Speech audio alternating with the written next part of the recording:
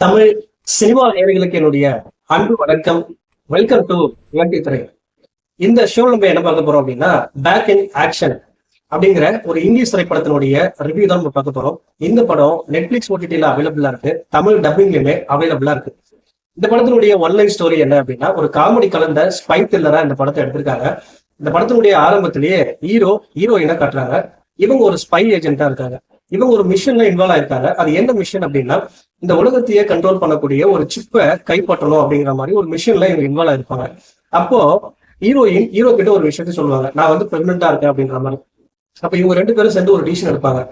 இந்த மிஷனுக்கு அப்புறம் நம்ம அமைதியான ஒரு பீஸ்ஃபுல்லான ஒரு வாழ்க்கை வாழணும், இந்த வாழ்க்கை வேண்டாம் அப்படின்ற மாதிரி. அப்போ ஒரு ஃபிளைட் வெடிக்கிற மாதிரி ஒரு ஃபைட் சீக்வன்ஸ் இருக்கும். அதுல தாங்க இறந்து போனதா வந்து இந்த உலகத்துக்கு அறிவிச்சுவாங்க. அது மட்டும் இல்லாம தலைமறைவாகவும் ஆயிடுவாங்க. கிட்டத்தட்ட 15 வருடங்களுக்கு பிறகு பிரசண்டா இவங்களை காட்டுறாங்க. இவங்க வந்து பாத்தீங்கன்னா ரொம்ப சந்தோஷமா வாழ்ந்துட்டு இருக்காங்க. கதாநாயகி, அவங்களுக்கு ஒரு பையன் அப்படின்ற மாதிரி. ஒரு கட்டத்துல இவங்க எக்ஸ்போஸ் பண்ற மாதிரியான ஒரு சூழ்நிலை உருவாகுது.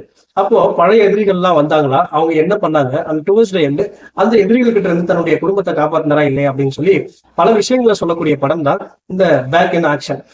இந்த படத்துல நான் லைக் பண்ண விஷயம் என்ன அப்படின்னா, ஒரு ப்ராப்பரான ஸ்பை த்ரில்லரா இந்த படத்தை ஆரம்பிச்சிருப்பாங்க, தொடங்கியிருப்பாங்க. அது மட்டும் இல்லாம ஒரு ஃபன் மோடடா ஸ்டார்ட் பண்ணிருப்பாங்க. இந்த படத்துல வர சீக்வன்ஸ் எல்லாமே வேற லெவல்ல இருந்துச்சு. அது ரொம்பவே இன்ட்ரெஸ்டிங்கா இருந்துச்சு அப்படின்னு தான் சொல்லுவேன். அது மட்டும் இல்லாம கதாநாயகி இவங்க ரெண்டு பேரும் தலைமறைவா இருப்பாங்க இல்லையா, அந்த தலைமறைவா இருக்கக்கூடிய அந்த வாழ்க்கையில பழைய வாழ்க்கையை மிஸ் பண்ணிருப்பாங்க. அதை காட்டின விதமும் வந்து பாத்தீங்கன்னா ரொம்பவே நீட்டா இருந்துச்சு. அதுக்கு பிறகு பப்ல ஒரு இன்சிடென்ட் நடக்கும். அந்த இன்சிடென்ட்டுமே ரொம்ப ரசிக்கிற மாதிரி எடுத்திருப்பாங்க. அதுக்கு பிறகு வந்து பாத்தீங்கன்னா பழைய எதிரிகள் திரும்பி வரும்போது அவங்க கிட்ட இருந்து தன்னுடைய குடும்பத்தை காப்பாற்றுறதுக்காக கதாநாயகன் என்ன பண்றாரு அப்படிங்கிற விஷயம் எல்லாமே ரொம்ப பரபரப்பா, ரொம்ப நீட்டா ரசிக்கிற மாதிரி கொண்டு போயிருப்பாங்க. அண்ட் வில்லன் யாரு அப்படிங்கிற ஒரு ட்விஸ்ட்டுமே வச்சிருப்பாங்க. அதுவுமே ரொம்ப நீட்டா இன்ட்ரெஸ்டிங்கா இருந்துச்சு. And towards the end climax நம்ம ப்ரிடிக்ட் பண்ற மாதிரி இருக்கு. நம்மளே கிளைமேக்ஸ் என்ன அப்படின்ற மாதிரி யூகிக்கிற மாதிரி இருக்கு. அது இந்த படத்துக்கு ஒரு மிகப்பெரிய மைனஸா இருக்கு. மற்றபடி இந்த படத்தை ஒரு முறை தாராளமா பார்த்து நீங்க என்ஜாய் பண்ணலாம். இந்த படத்துக்கு நான் கொடுக்குற ரேட்டிங் 5 to 2.8. அடுத்த விமர்சனத்துல சந்திக்கலாம். நன்றி, வணக்கம்.